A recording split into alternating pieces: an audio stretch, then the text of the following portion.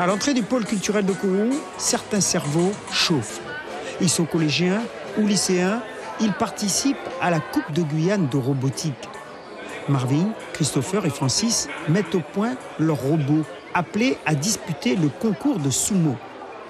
Visiblement, il y a encore du travail.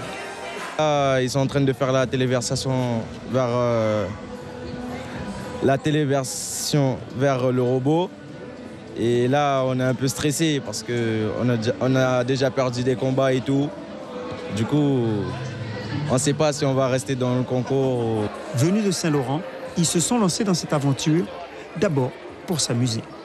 Et grâce au proviseur parce qu'il nous a donné des conseils pour programmer pour faire ça, et c'est lui qui nous a donné l'idée.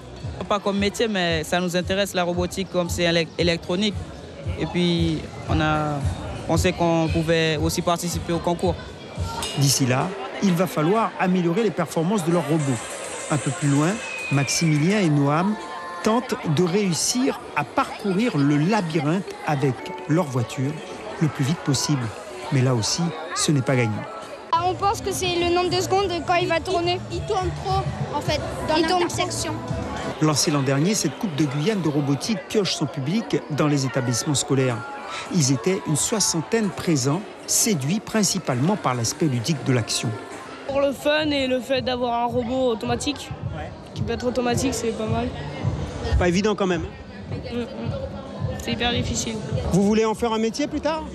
Non. Pour s'amuser, quoi. Cette année, le CRISC et Ariane Espace ont voulu donner la priorité aux jeunes. Ce qui m'intéresse, c'est ce que les jeunes justement s'intéressent à l'informatique, à la robotique.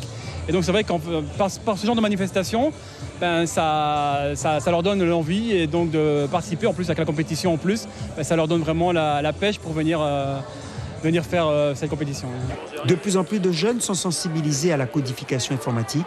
Exemple avec l'association Le Parc Numérique qui reçoit les plus petits. Suivez l'info sur Guyana Première, télé, radio et Internet.